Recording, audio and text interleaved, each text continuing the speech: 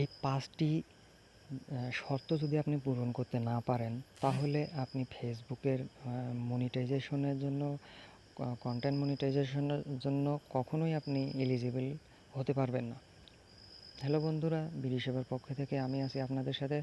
তো চলুন এই ৫টি বিষয় সম্পর্কে আমরা জেনে আসি। তো প্রথম কথায়, যারা ফেসবুকে কন্টেন্ট আপলোড করে, ফটো আপলোড করে, ভিডিও আপলোড করে, আপনার ছবি আপলোড করে ইনকাম করতে চাচ্ছেন, এই ভিডিওটি তাদের জন্য। তাই আর দেরি না করে চলুন আমরা মেন টপিকে ফিরে যাই। আর যারা এখনও আমাদের চ্যানেলটিকে সাবস্ক্রাইব করেনি, তারা দয়া করে চ্যানেলটিকে সাবস্ক্রাইব করে পাশে থাকা বেল আইকনটি চেপে দিন সবার আগে ভিডিওটি দেখার জন্য। তো চলুন আর বকবক না করে জেনে আসা যাক সেই 5টি বিষয় কী কী।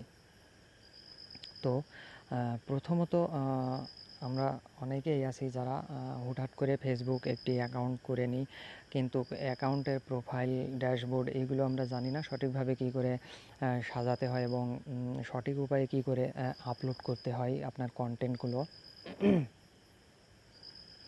যদি আপনার প্রোফাইল কন্টেন্ট এবং কন্টেন্টের বিষয়বস্তু, টাইটেল, ডেসক্রিপশন, থাম্বনেল ইত্যাদি এগুলো যদি আপনি নিয়ে বিস্তারিত না আলোচনা নিজে নিজে করেন এবং ভাবেন, তাহলে আপনি কখনোই পারবেন না। তো প্রথমত আপনাকে জানতে হবে কিভাবে একটি ফেসবুক অ্যাকাউন্ট তৈরি করতে হয়। পাবলিক ফিগার বা আপনার নিজের জন্য বা পাবলিকের জন্য বা যে কোনো একটা সাইটের জন্য হোক, আর যেটাই হোক, তো যাই হোক, প্রথমত আপনাকে একটি ফেসবুক অ্যাকাউন্ট ক্রিয়েট করতে হবে প্রফেশনালি। তারপরে আপনার ফেসবুক প্রোফাইলগুলোকে সুন্দর করে সাজাতে হবে আপনার নিজের। তবে সব কিছু আপনার নিজের হতে হবে, ইউনিক হতে হবে। কপি পেস্ট এক কথায় করা যাবে না। কপি পেস্ট করলে আপনার ওই ফেসবুকে কোনো ইনকাম আসবে না।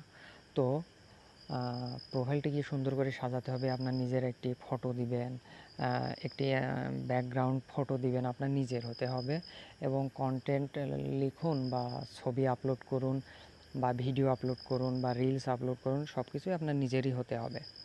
তো প্রথমত প্রোফাইলটিকে একটি অ্যাকাউন্ট আমরা করে নিলাম। তারপর দ্বিতীয়ত আপনি আপনার প্রোফাইলটিকে সুন্দর করে সাজাইলেন আপনার তথ্য দিয়ে। এরপরে আপনি একটি কন্টেন্ট আপলোড দিবেন। কন্টেন্টটি আপনার নিজের হতে হবে। যে কোনো কন্টেন্ট আপনি লিখতে পারেন। ফেসবুক অ্যালগরিদম চাই যে ইউনিক কিছু, সৃজনশীলতা থাকবে আপনার ভিতরে।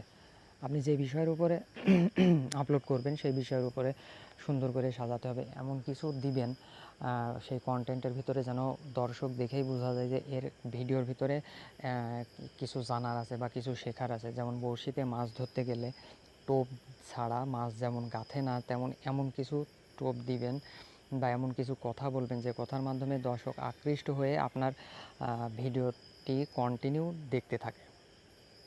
আচ্ছা, এই রকমভাবে রিলস ভিডিও, তারপরে লং ভিডিও, কন্টেন্ট, তারপরে ফটোজ, যেটাই আপলোড করেন সেটাই ইউনিক যেন হয়।